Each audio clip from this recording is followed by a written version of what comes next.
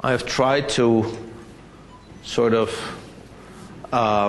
put together the questions that have been addressed right now, and asking the first question, if we refer to the problem of quality of life in chemotherapy, whether there is a chemotherapy standard which we have to discuss and view in light of quality of life. So the question is there chemotherapy and radiotherapy, of course, standard for adjuvant treatment, which would influence quality of life? And second, is there a chemotherapy standard, rather, in this context, for advanced disease? Because that is something, of course, that occurs, that happens to us quite often, that patients, especially in medical oncology, come to see us and ask, what can you do for me when disease progresses? And that's one of the questions.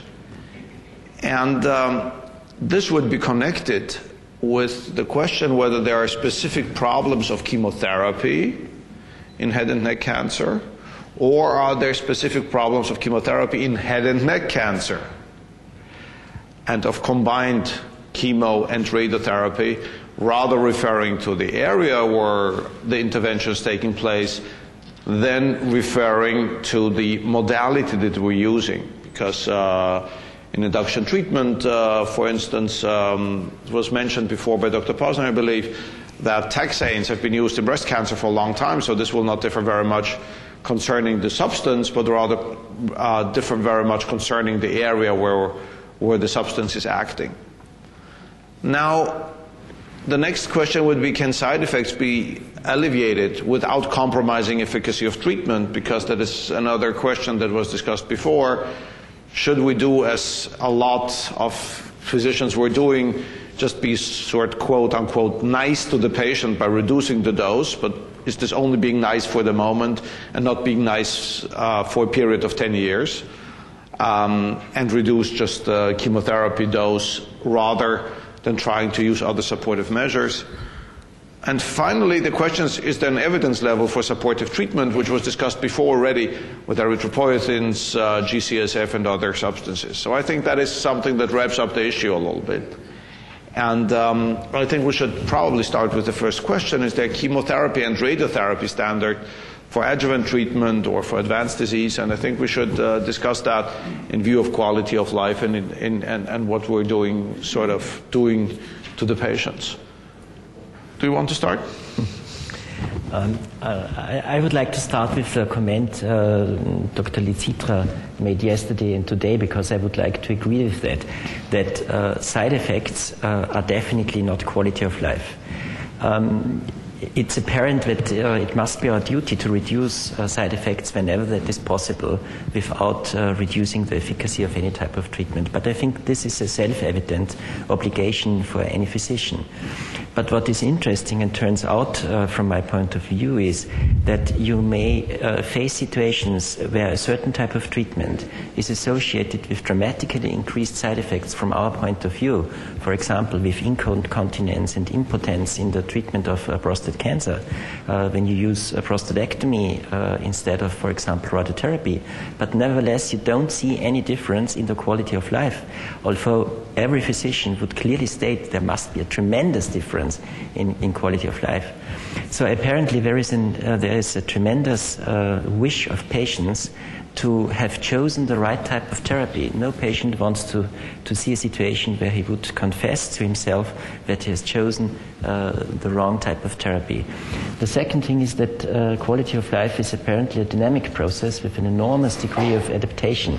And we cannot predict the degree of adaptation, and that doesn't seem to depend on the side effects a certain type of chemotherapy poses, although this might be a stress test, but this is probably more intrinsic to the personality and to the character of a certain person.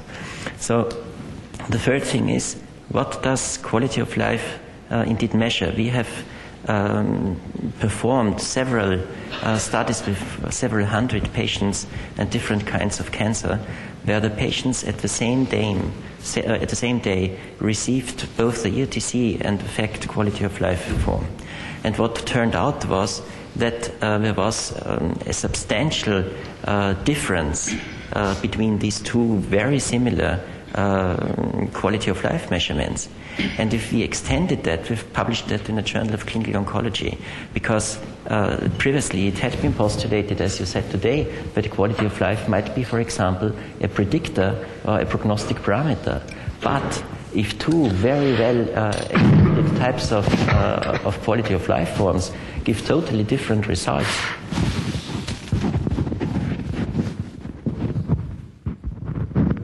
then that cannot be a specific. Then that cannot be a prognostic parameter. And the same, of course, would be true if quality of life would be an outcome measure.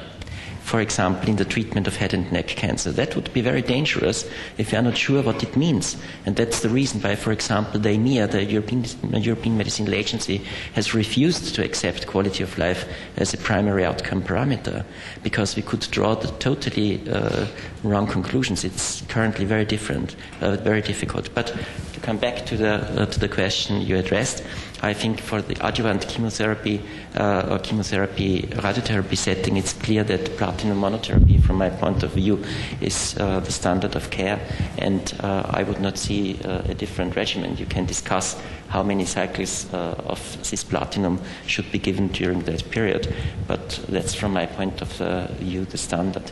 But I'm not sure whether the side effect discussion really helps us in how, for example, we should incorporate quality of life measurements in shared decision making, because it's a very individual decision this person is making, and we cannot predict what his specific quality of life will be. Yes, but what I was trying to explain is, to say, not to explain, of course, is that quality of life is something which is personal. It is so individual that I'm not really interested in your score of quality of life as you are not interested in mine. So the ideal thing would be not to lose the opportunity to look at this data as informative tools for patients that have to decide. It's like a tool, information, to help to decide patients in dramatical decisions. This is nothing new in the oncological field. We had the same strange, let's say so, results in sarcomas, for example, in which limb amputations resulted in the same quality of life of patients undergoing limited surgery, conservative surgeries. And the same is happening in head and neck, because if you look at the literature between laryngectomy versus chemoradiation, there seems not, in terms of quality of life, such a difference in terms of results. So this is, to me, is somehow counterintuitive. Okay, even if it is counterintuitive, then the problem is that quality of life is something which is so individual, and I fully agree with you. It is not important. It is, and I think it will have no sense to register a drug because of quality of life scores, because your score is different of mine. But it will be important to use this data prospectively to inform patients and to have a good and a rational clinical decision making, because this will help them. Excuse me when I answer immediately, but if the results you observe in quality of life measurements are counterintuitive to what you would expect, and we are all thinking in, for example, organ preservation is an extreme value in these patients. So the quality of life results tell us apparently the contrast of what you would expect. So we would have to change what we think is apparent for everyone, that organ preservation is a respectable goal in treatment. So we have only two types of decisions. Either we accept quality of life measurement as a reflection of reality when we come into extreme difficulties in our decision making, because we would have to change what made up medicine all over the history to do the least harm. Or we think that something must be wrong with our measurements, or at least incomplete in defining quality of life. And I would take the second position. Okay, but exactly for what you are saying, we should take not global scores, because this is a number, and numbers has no sense for me and you. The ideal thing would be to take the information we have from all these questionnaires and to put it in a new way as information scenarios. This has been done, for example, in breast cancer to help patients in describing different scenarios of adjuvant chemotherapy with different risks, like that several techniques have been used, like the standard gamble or the time trade-off, which it's difficult to apply to head and neck cancer patients. So to me, you are perfectly right. Quality of life is difficult, is that we are measuring something in a wrong way. Are we measuring something that is not quality of life but just adaptability, which is nothing?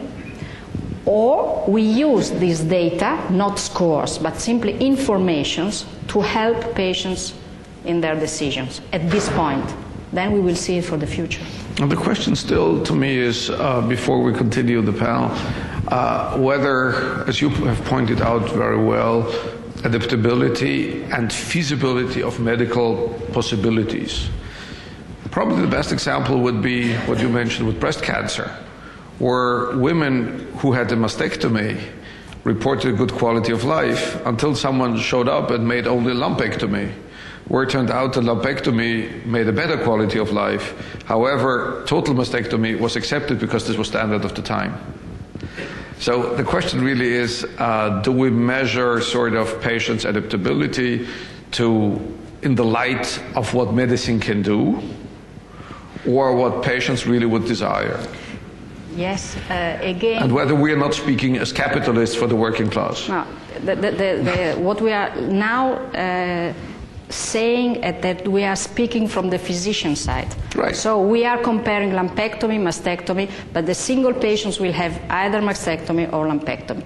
So to me, it would be better to inform a breast cancer patient, of what means having a mastectomy before, based on the experience of quality of life evaluations in terms of informations. Okay, so it means if I have a mastectomy, I cannot go with my husband to the cinema for 3 weeks, let's say so. And to inform patients in this way, so that they can decide whether they can have mastectomy or lumpectomy. This way I would say that data could help now patients and the physicians to have a rational clinical decision maker for the individual part. Okay.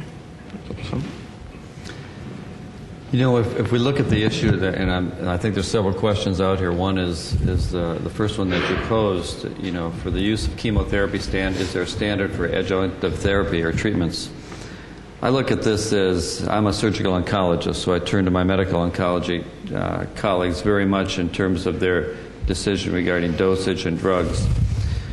But at the same point in time, I think that we have to look at, from a quality of life standpoint, where is the biggest impact going to be to our patients?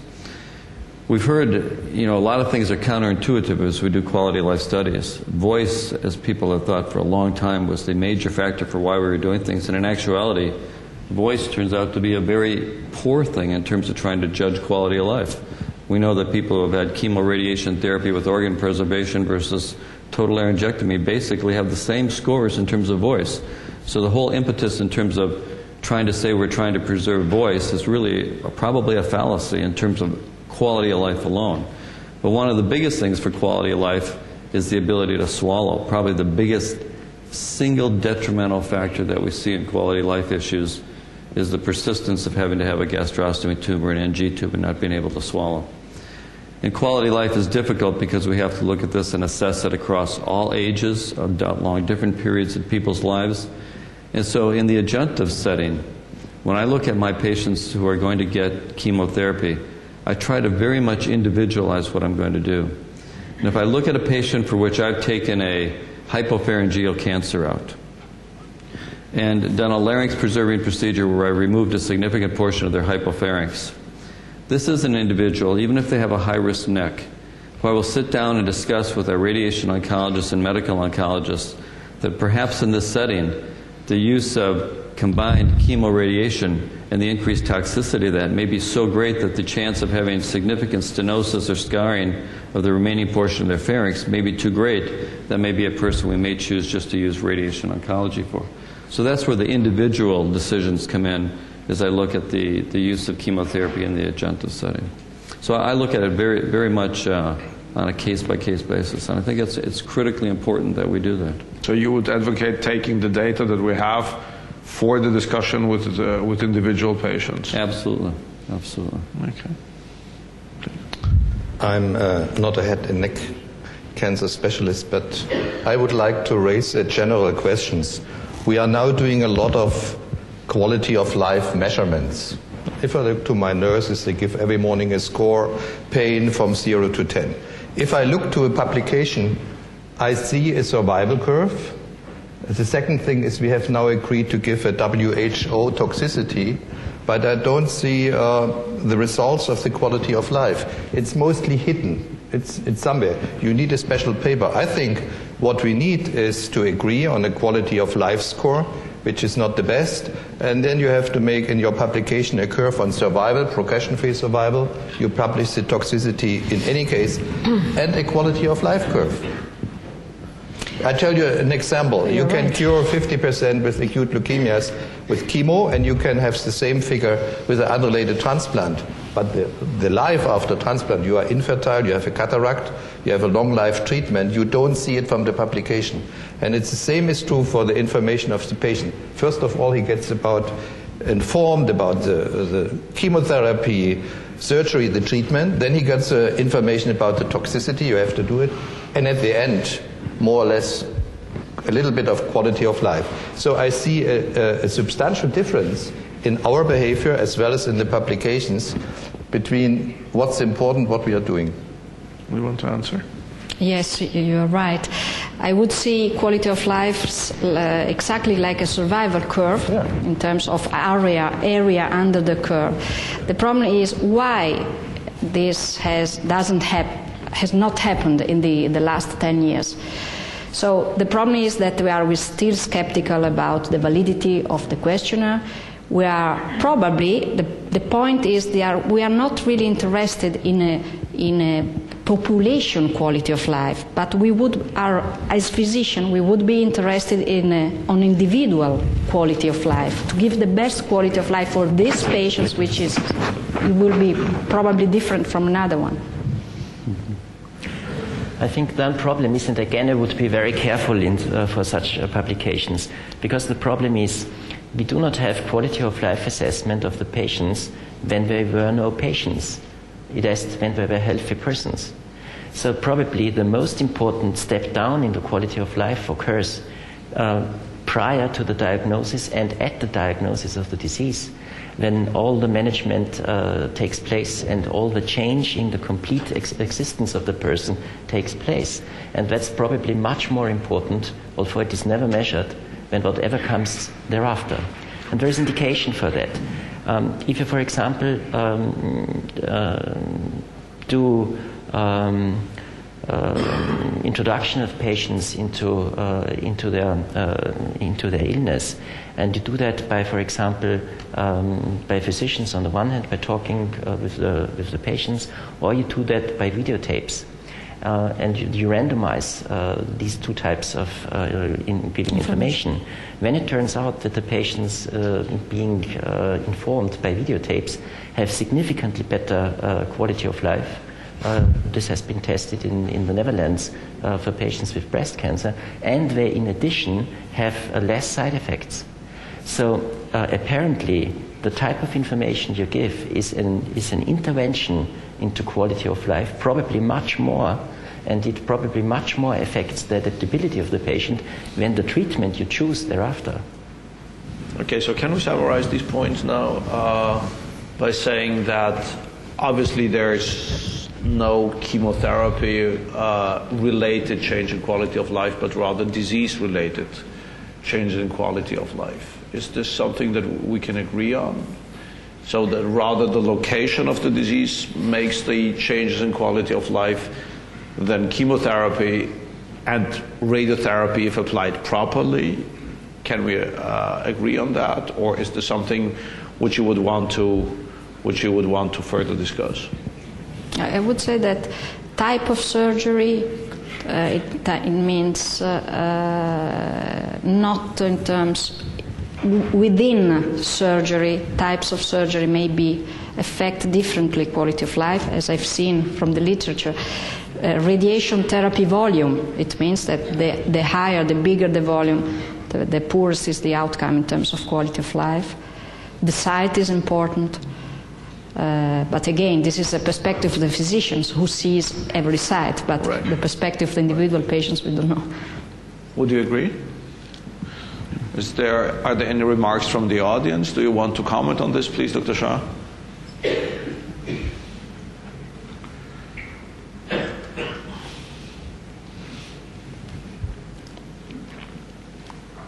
Aren't we talking about informed consent? When you talk about an operation to a patient, we, at least in the United States, are obliged to get an informed consent. We have to tell the patient that you can bleed, you can choke, you can die on the operating table, you can have infection, your wounds may fall apart, Toxicity. and so on and so forth. Anesthesia. Is this not then part of informed consent for multidisciplinary treatment? That you have a 30% probability that you will never eat, you have a 10% probability that you will require a tracheostomy, you have a 15% possibility that you will never swallow. Isn't this part of informed consent? Sure it is, but if you go to the airport now and you want to fly to New York, there's the likelihood of 1 in a million that you will crash. Correct. But you do not count on it that you will. But we are informed that that data is available. The issue is how many patients who are entered into multidisciplinary non-surgical treatment trials truly are informed of the sequela of therapy. Well, usually there are these information sheets, but of course, the idea to me is to improve these sheets with more information, like, for example, that the patients will have social problems, employment, finances problem. Why not? Would you be against this? No, of course. So the idea is use this data that we already have to refine information of patients. You will have a better informed consent of patients because this is a legal aspect, and we will probably have a happier patients because he shared with you the decision of his life. Please. I think the problem is not so much how much information the patients are provided with, because they are overwhelmed with information. The problem is how much of the information can they get and can they work with. And there is evidence, for example, from the American Society of Literacy, that you should give information to patients 2 levels beyond the educational level if you want to have them understand at least a part of what you declared to them. So we have not the problem that we are telling the truth to the patients, but the problem is how can we get the patient to understand the information, to work with the information, and how relevant is it for his decision. We've made an analysis in our institution at very different departments without the entire university hospital, and it turns out that across the hospital, cancer patients are only in 60% of the cases satisfied with what they hear about the disease and treatment, no matter how often they are told and no matter how they are told. It's quite interesting. So this is really a problem. There was a paper in the JCO asking whether information can be ameliorated by giving patients a tape where the first information is being taped between the physician and the patient. And it turned out that the understanding of the patient can be ameliorated by such an intervention. However, again, there's the question, we tried this, and we did not publish that because it's very difficult to assess, but it turned out that it's still a problem of the wording that you use because patients don't understand our kind of speech. So that would support what Richard Kraus said now. That is a major problem, and this would come back to this information sheets, because all these information sheets are probably formulated, and probably this is even more true for patients with hand and neck cancer, in a language they don't really appreciate or understand, or in fact with migration happening, don't even speak the language. in which these sheets are, although we have it in multiple languages. And, probably should state there is an analysis in Lancet retrospectively analyzing the knowledge of patients participating in trials. And what turned out is that even when the patients, of course, signed an informed consent, up to 30% of them could not remember that they were in clinical trials, that they ever signed an informed consent, or what was the reason and design of the trial. So these are extremely stressed patients which are defensive against getting the information into the center of the heart. This is a kind of defense mechanism. Please. I just would like to add another aspect.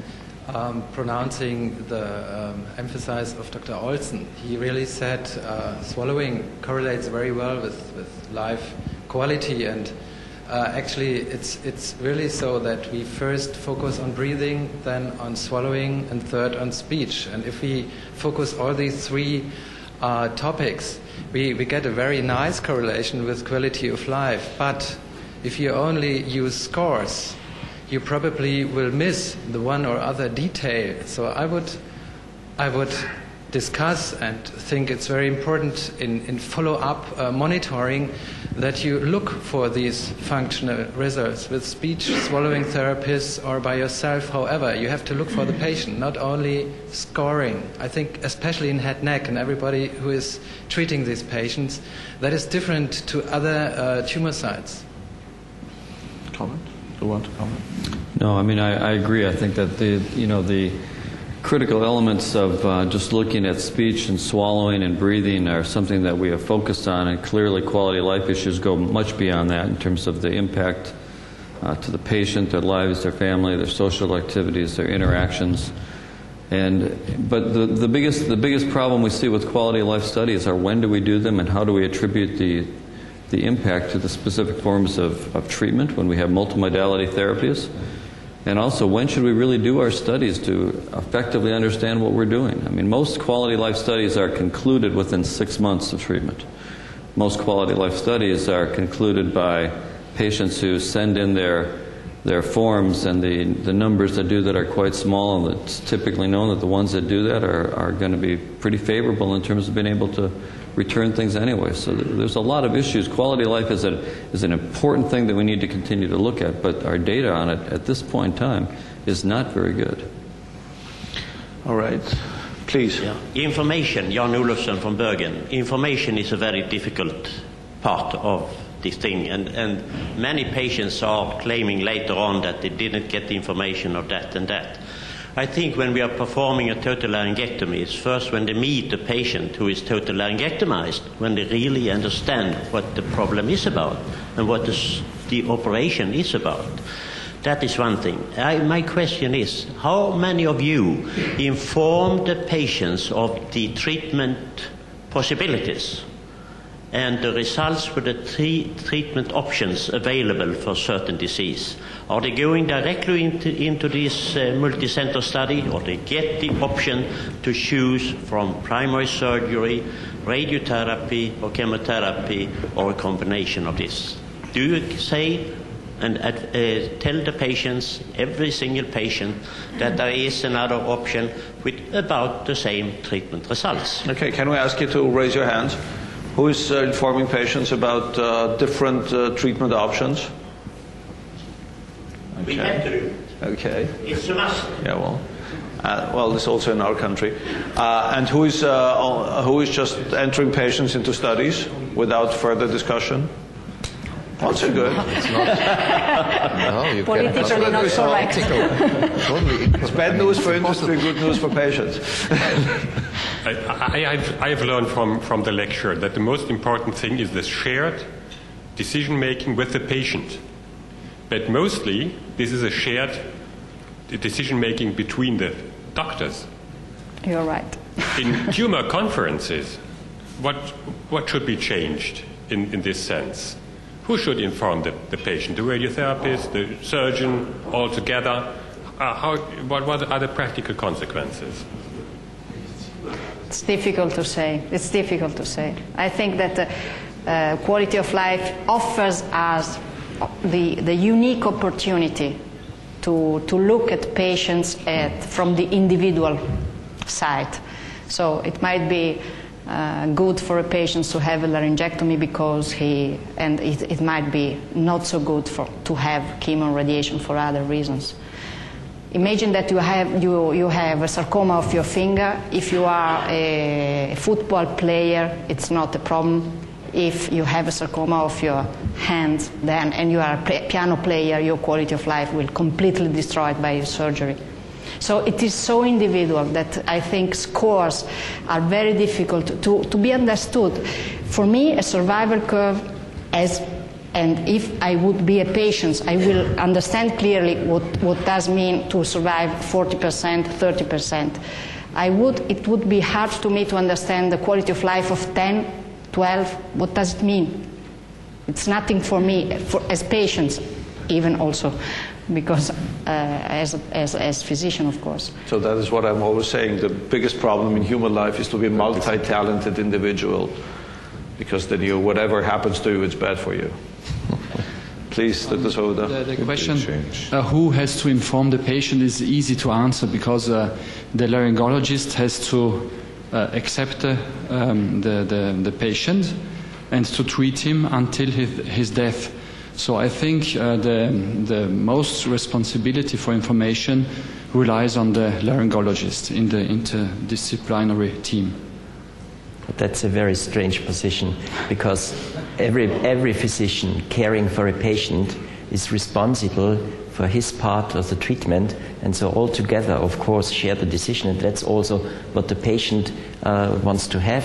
He wants to have a look to what is going on with him from very different points of view, and he will ask every physician who is involved in the process, and he is seeing. And I'm very happy that this remark comes 3 minutes before the end of this discussion. In practice, the last word from the teams of physicians should have the laryngologist, because he has the responsibility for the symptomatic treatment from the beginning until the end. Well, I have a different viewpoint, I must say. I think this individual, or each individual, should only talk about things he or she knows. Yes, but there should be a synthesis. This is a very German position. I learned it at a German school. Yeah, right. Yes. Right. In Italy, we don't. Right. But you only speak about things you know. Yes. That's why I'm dealing only with head and neck cancer. Well, but this is the difference between knowledge and discussion. No, or attitude. But one has to have some responsibility. I think it's very important to have a joint clinic and a joint decision for these patients with all the involved specialities there. It is like writing an article. It's not only the first author who is responsible for the content. Right. It is very actual for the moment when all the co-authors say, no, we didn't have any information of it, etc. It's a joint decision, and every speciality has its share in the treatment. So you're right. What I meant by saying people should talk about things they know about. Okay, can we ask the question about can we alleviate side effects or toxicity and increase quality of life by changing treatment modalities or changing treatment dosages or just deliberately adapting to situations, or do we rather want to use supportive measures in order to deliver optimal care, what has been defined by studies? I think this is a very important point. This is a very important point because physicians tend to reduce dosages in order to be sort of friendly. The question is, should we do this, or should we rather adhere to protocols and adhere to defined treatment modalities? I think just a short round on this issue. Please, Dr. Oelzen. Can just talk about hematology. If you have a certain level of survival or cure rate, then we have to look whether we can avoid certain drugs. Let's say in Hodgkin, we had this regimen where all patients were infertile. And now we know which drug it is, and we can substitute this. I think this is the thing where we bring in quality of life. If this cure rate is very low, we have to look for other parameters. the immediately quality of life, and so on. So this would refer to advanced disease versus adjuvant Yes. treatment in this case? I would say yes. Okay. Any other, please? Well, I certainly don't have a solution to the problem, but I think that there's actually two areas that I have seen in the 25 years that I've been doing head and neck oncology that has concerned me pertinent to side effects. And that is that we have entered an era right now where there's become an acceptance of the fact that because of a treatment plan, we're accepting about a 5% mortality from the treatment. The fact that one can get combined chemotherapy and radiation therapy and the mortality from the treatment alone can be up to 5%. And that is in generally people with fairly high performance scores to be able to go through that. I can tell you in the past, we would have looked at a 5% mortality rate as being totally unacceptable. From a surgical standpoint, a mortality rate with surgery and post-radiation should have been way less than 1%. And in fact, many people could say that it would be very difficult. So that's one concern that I think we need to find ways to try to address to reduce that initial mortality. And I think that's something that has to be done. The second factor that we need to look at and address is the issue that we're starting to see now, and that is the delayed effects of combined chemoradiation in terms of fibrosis. It's something that we're starting to see now at 1, 2, 3, and even 5 years later. And it's something that colleagues that as I talk to, both in my radiation, medical, surgical colleagues around the country are starting to say, yes, they're seeing this. It's something that we need to address and understand better. So I don't have a solution, but those are two areas of, I guess I would just put out as clearly concern as we look at our multimodality therapies for our head and neck patients.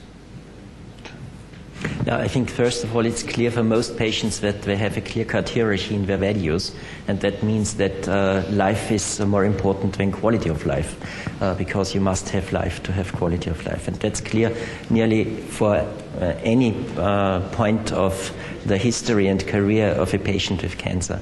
The second thing is it's apparent that it's important to reduce side effects. And I would like to ask the audience, why is it that, for example, amifostine, which reduces toxicity apparently, is extremely rarely used? For example, we don't use it. Because it does have side effects. Because it does have intrinsic side effects. That's the problem. That's clear, but there are, for example, methods to administer it with less side effects. So it would be interesting, what do we have to reduce the side effects at present? Well, the question is, as I said, whether you go with the dose, with the recommended dose. I think it's quite important, and that's why I put the sentence here. It's quite important to adhere to existing regimens and existing studies. That is something which, for instance, which is true in hematology, which is true in oncology. Dose has to be kept as long as possible. That's what we've learned, sort of one of the major issues. And the question really is whether we can extrapolate from any other results just by having due to our concern and quality of life. We have these data from the Institut Nationale by Barragusa from what happens if you just reduce Cytoxan, methotrexate, fluorouracil in the adjuvant treatment of women with breast cancer. And when you reduce it to below 80%, it's as if you would administer nothing. And still side effects are there. So that is one of the major problems, I think, which have to be considered. What is your view on that? To me, when we plan a treatment, a combination treatment of chemo and radiation, if I encounter a problem in terms of that I have to reduce the doses or that I have to skip the third cycle, then I'm always thinking that was my fault, my mistake, because I wasn't able to predict. Of course, it wasn't my mistake. So the ideal thing would be that we look at planned dose intensity as a combination of radiation and the chemotherapy, and to see whether there is a difference in terms of the planned dose intensity according to both modalities. Because what we are normally doing is that we skip the last cycle and we try to go on with the radiation therapy, but it may also happen that we have to split with radiation therapy, and this of course is detrimental. Okay. Any remark? I think what we need are very careful follow-up data, because you have the immediate impairment of quality of life by fibrosis. In Hodgkin, you see now the secondary leukemias, you see it in breast cancer. In childhood ALL, they have brain damage. It's enormous, the amount of side effects. And I think we have to look very careful for follow-up data and then to change and tailor our initial treatment. Okay. Well, so I think we'll just make a final round and we'll hand over the podium to the next session. Do you want to make a final remark? Yeah, I think quality of life is not only extremely interesting, but also extremely important, because the most important thing that I think we learn are our errors and our false views of patients and of what is important to patients and to us. So I think that's the most, we are in a learning phase in quality of life. It's extremely important, but it's, from my point of view, a little bit premature to include it into decision making. We are in a learning phase. I think that quality of life, one of the biggest things that we need to do is we're going to assess it is to look at our long-term effects as well as short-term effects. And right now the focus has been strictly on short-term. I think we are unhappy that we have so few parameters which predict the quality of life, the reaction to chemotherapy, and I hope that we will have, with more modern methods, a better way to predict the individual response of a patient. I agree with him, saying that it is early to incorporate a quality of life as it has been measured now into utility tools, into preference tools, eliciting tools. So we have still to learn and provide these tools. We have to work on that. Okay, thank you very much. Thank you to the panel for this exciting discussion.